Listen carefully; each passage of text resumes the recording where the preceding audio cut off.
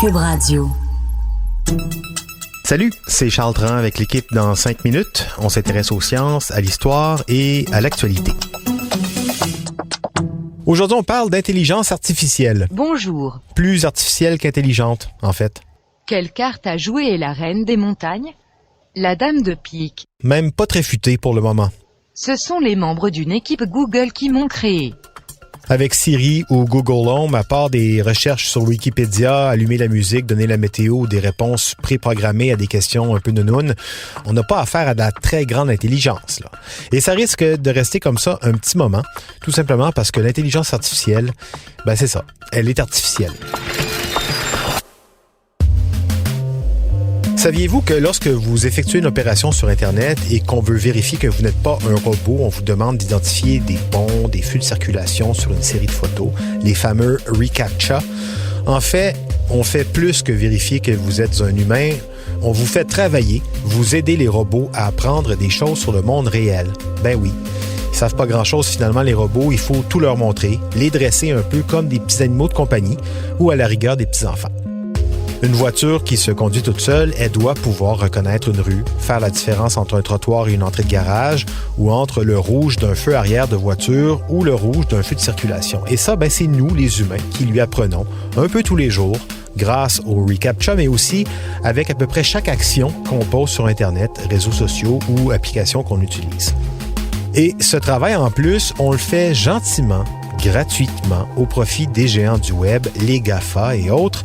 C'est ce que soutient brillamment un sociologue français, Antonio Casilli, dans un livre enquête, En attendant les robots, enquête sur l'industrie du clic. C'est-à-dire qu'à chaque fois qu'on se sert, par exemple, d'un moteur de recherche, ce moteur de recherche apprend.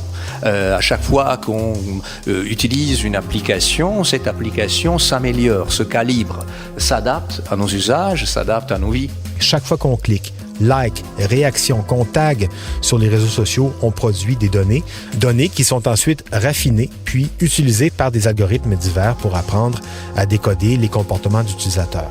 Antonio Casilli, le sociologue, va beaucoup plus loin dans ses observations. Prenez Uber, par exemple. On aurait tendance à penser que c'est un service de transport urbain comme les taxis traditionnels, mais qui fonctionne avec une app. Mais c'est plus que ça. Selon lui, la mission première d'Uber, c'est pas de transporter les gens, c'est de produire des données, du contenu.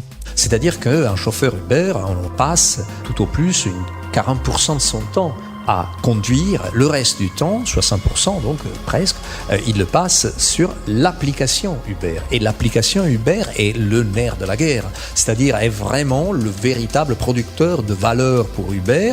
C'est vrai que si on compile le tout, trajet, heure, distance, profil utilisateur, GPS, circulation, gestion de véhicules, moment de la journée, ça commence à faire une masse de données qui peut aussi bien servir des ambitions publicitaires, mieux placer des publicités dans la ville en fonction de quel genre de gens passent par quel type de chemin, mais aussi toutes ces données de transport amassées, ça aide à entraîner des véhicules autonomes qui apprennent petit à petit, avec des chauffeurs qui de plus en plus deviennent des opérateurs de conduite, dont la mission est plus de faire rouler les systèmes de collecte de données que de conduire le véhicule à proprement dit. Ce qui serait le véritable objectif d'Uber, c'est d'amasser des données et les monétiser.